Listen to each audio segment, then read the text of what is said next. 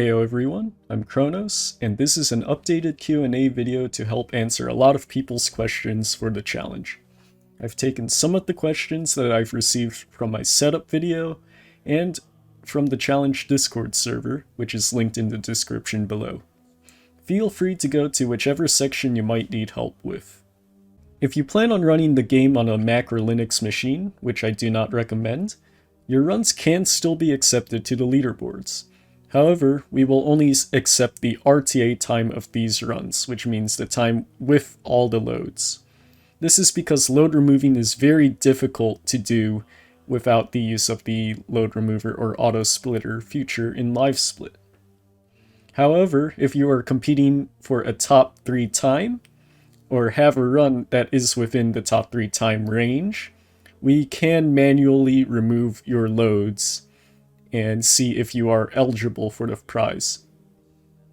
If that is the case, then you will also have to follow all the top 3 run rule times, which means you have to stream and you have to show your autoexec file if you are using any of the autoexec modifications. When you download this file from speedrun.com, you will get them inside a zip file, which is this folder right here. So inside this folder has all these saves, but you can only access it once you right-click it and use whatever file extracting program you have. This is generally WinRAR or 7-zip. If you don't have them, you can install it from online. And you just want to extract it to a separate folder. Once you do that, you have all of the saves inside that you can use and put into your Exodus from the Earth installation saves. So if you go to this directory location, which is C users, whatever your username is for your PC, documents, my game, Exodus default save, you can just copy all of these files and put them inside, and they should appear in game. In the game, if you want to switch applications, for instance going to your OBS screen while the game is running, the only way you can do that is by using Alt-Tab to switch to a different application. The Windows key does not work for switching out of the game. In order to be eligible for the prize, you need to make sure you get a valid version of the game. Generally, this is the Steam version right here. You can see right now the game is only $6 if you want to get it on Steam, the Steam marketplace, because the game's on sale. I believe there's other sites where you can get it for even cheaper, but you just have to do some research on that. You can also try asking around to see if anyone else has a spare Steam key for the game.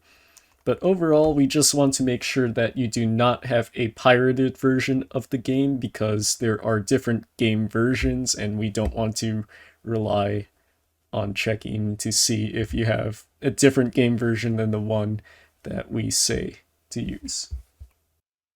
Speedruns of Exodus from the Earth are now allowed to have a soft cap of 60 FPS. This means that you are able to have any FPS value as long as it's below 60 FPS. I know there's a lot of people that have been struggling to get the FPS displayed on OBS. There are a couple options that might help you do this. For instance, if you have OBS running, your game capture might need to enable capture third-party overlays enabled, so make sure to click this checkbox if that is one of your issues. You can also check to make sure if your Rivatuner has this value of shown on statistics on, in order to make sure that everything is displayed. Another option is to have your game run in a different mode. For instance, you can click Alt-Enter and your game is now running in windowed mode. And if your frame limiter works, you should be able to see it right there as well. If you want to switch your FPS value, which is allowed under the soft FPS cap rule, you have a few options for this. The first option is to use your autoexec file right here. If you open it up, this is inside this folder from your Steam Apps Common Exodus from the Earth inside the single data config folder. You want to open up the auto exec and you want to use one of these commands. So one set of commands you can use is this, which is binding your X key to be 5 FPS and the C key to be 20 FPS. You can change these values to be whatever. These can be any value as long as it's less than 60 FPS. Another option that you have is using these sets of commands. So what this allows you to do is use the T button to swap between 5 FPS and 60 FPS. And once again, you can bind the T button to whatever key you want to press on your keyboard. And if you have that, you are able to just adjust it within your game. Furthermore, you can also use RivetTuner to do this. If you go to your game file and then you click setup right here, and you're going to go to plugins and hotkeyhandler.dll. Make sure this is activated by making this checkmark black. And when you double click it, you can set one of these profiles, for instance, to set your frame rate to be whatever value you want. For instance, if you want the frame rate to be 30, you just set a custom frame rate modifier to be 30 FPS, and then you can select whichever key you want that FPS toggle to be. And if any of these are done, whenever you press a key while your game is running, the game will switch to that FPS value. If you're struggling to capture your game with game capture, there are multiple other methods which you can try doing. One method you can do is use a display capture, and what this will do is capture your entire screen. So when that happens while your game is running, it'll be on your first main screen that you select. Another method you can do is if you have your game running in windowed mode, by doing Alt-Enter for your game. This will make your game appear in windowed mode. Then you can switch to your OBS and add a window capture. And then you can select Exodus from the Earth and use that as your main window capture. If you want to use an audio splitter to be able to listen to music without it being included in your recording, or remove other sounds in the background of your desktop apart from your game, there will also be a tutorial linked below on how you can do that. If you're having trouble with LiveSplit displaying, make sure the LiveSplit is above whatever your game source is in your OBS. LiveSplit will not appear above your game if it's running, so if you have only one monitor, your LiveSplit will always be behind your game when you're playing. It should appear in your recording or your stream when you are playing the game, so that should be fine. Otherwise, I would recommend having a second monitor to be using for looking at your LiveSplit. Otherwise, you can also watch your stream on your phone or something to check if your LiveSplit is running. Another option that you have is you can run the game in windowed mode and change the game to be a bit smaller so you can fit your LiveSplit on one side of the screen and then put your game in the center or something to be able to watch both at the same time. So the Autosplitter has been implemented for Exodus from the Earth. So if you want to use it, you want to make sure you type in the game name, Exodus from the Earth. When you select it, you should see that auto splitting and load removal are available. So when you see this, you will click this activate button, and that'll allow you to have both auto splitting and load removal. If you want to select extra segments to use in your run to see where you are, you can go to settings, and then you can see that it automatically implements a start and a reset along with the final split, which means that you only have one split in your run. If you want to add more splits, you can select whichever split you want split in your run.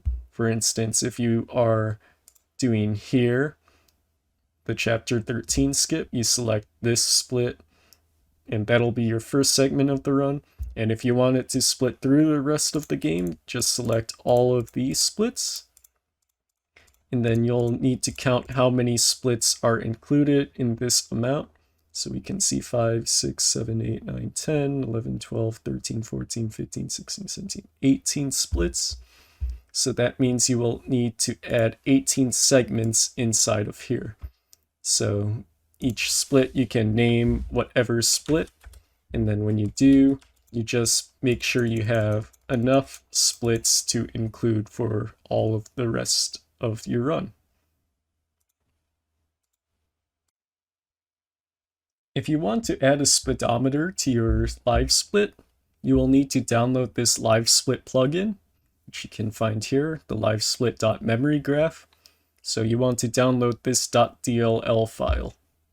When you download it, you will see that inside your LiveSplit folder components, you have a bunch of .dll files. So you're going to just want to drag this memory graph inside of that folder, which will be here.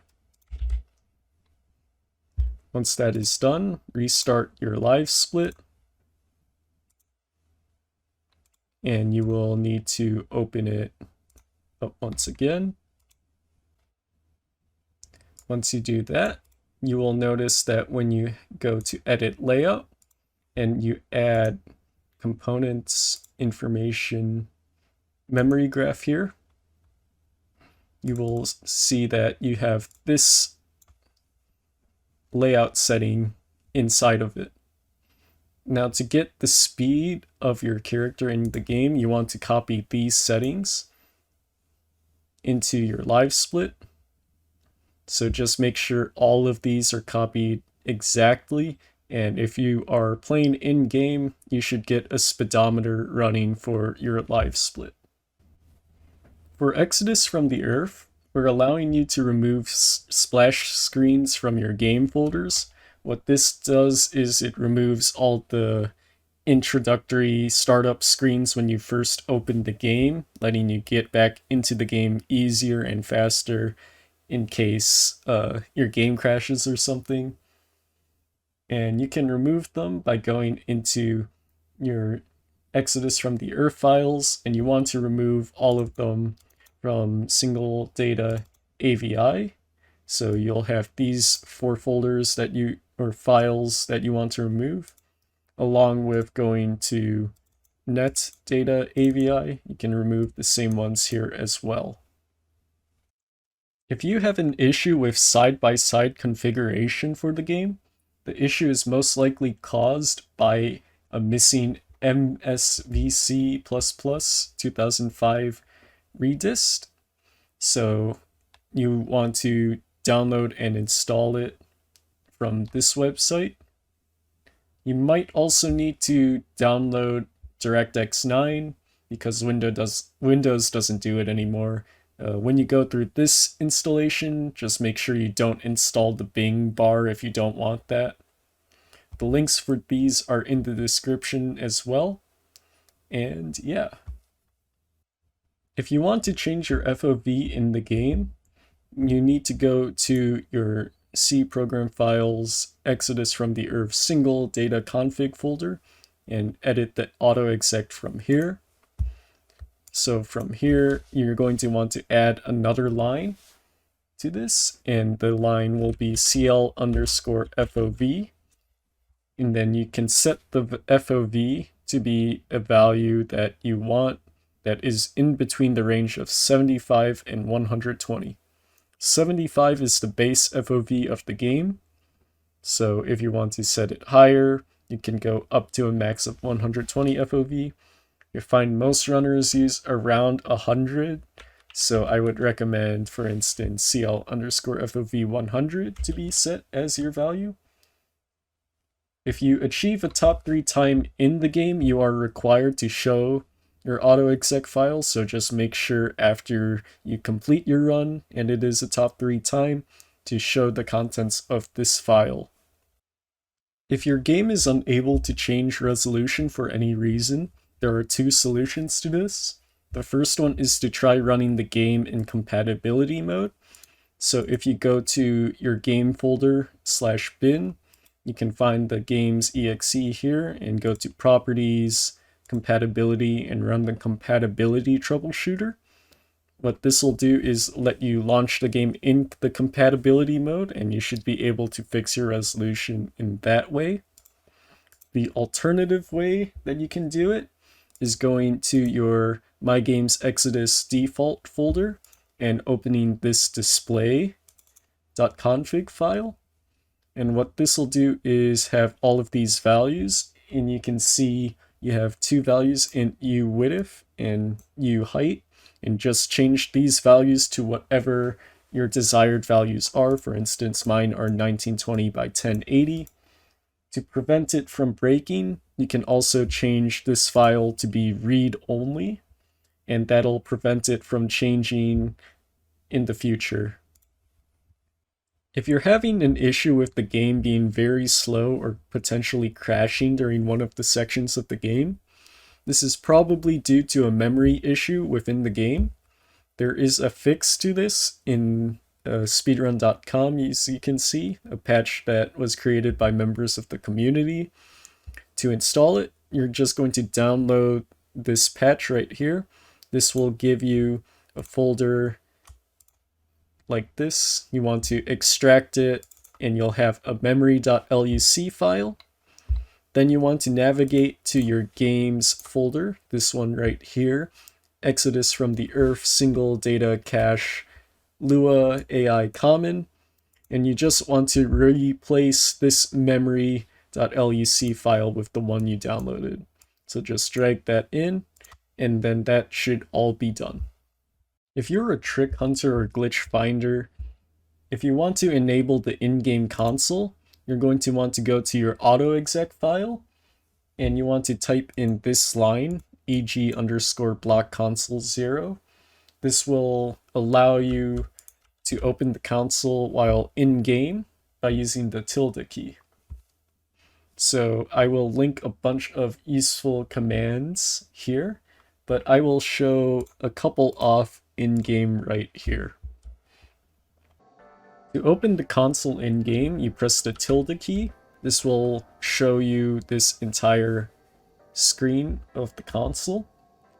Here's a couple commands that you can use. For instance, if you want to show your velocity and your position on the screen, you can type in ph_debug geo control speed 1. You can type in ph_debug geo control position 1, on blood size 2. So what this will do is show you all the statistics for your player. For instance, you have position and your velocity displayed on the screen at the top left.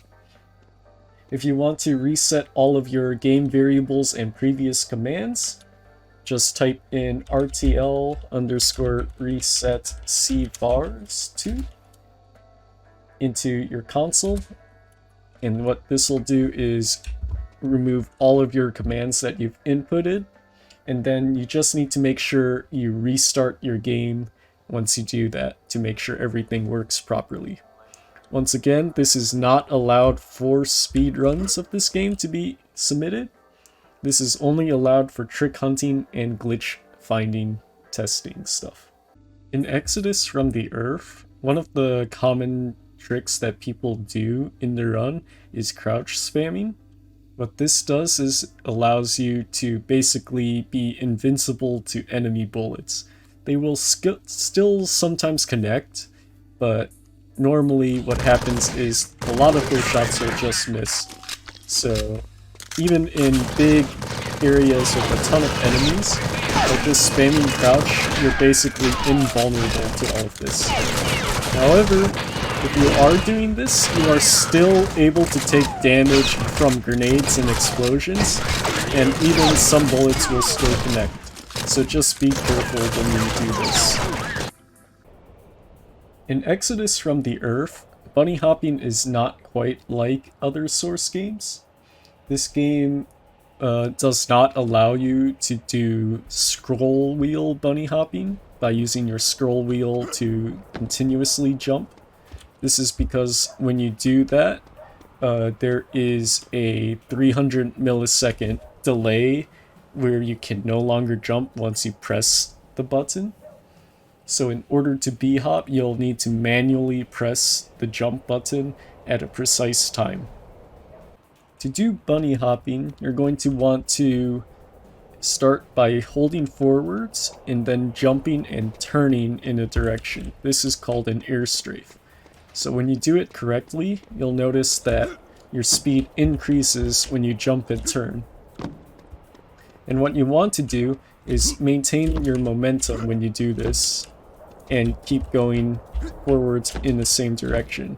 Done properly, you can see your speed increase as you move forwards.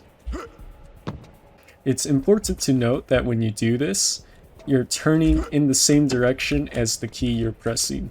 So if I'm turning to the right, I want to hold D as I jump, and if I'm holding to the left, I want to turn left. And you just want to keep alternating to be able to maintain this momentum. This is very important for most of the movement in the run, so make sure you try to learn it or get it down. I believe there's some aspects to this trick that you'll probably want to use. For instance, air strafing is used in one of the tricks, so you want to make sure that you're able to do some of these mechanics. There's a bunch of other tutorials on bunny hopping that are way more in depth than what I cover here, so I would recommend following those, especially since I'm not the best at bunny hopping. So yeah, make sure to check those out. If you're interested in learning some of the tricks in the game, there's this huge document by Artemis if you want to figure out what skip you want to learn from. There's a lot of links to how to do these tricks and everything. So yeah, just go to this Google Doc, which I'll link in the description. And yeah, you can just find whatever trick you want to learn and get used to it. If one of these tricks do not work for you, it might seem like impossible or difficult. Try doing it from a different save file, because some saves might not be as reliable as others for certain tricks. I believe that's something that has been found in the game. But most of the time, or for whatever reason, you can just talk to another person in the Discord. There's a lot of people that run this game and a lot of people that are willing to help out. So I would suggest going there and asking questions. For any other questions, whether they're technical or whatever else, please create a ticket in the Discord or ask around for others' inputs. There's quite a lot of people that are willing to help out. And yeah, if there's any other additional questions that I don't answer here as well, yeah, just feel free to ask me as well. So yeah, thanks for watching everyone, and I hope this helps all of you.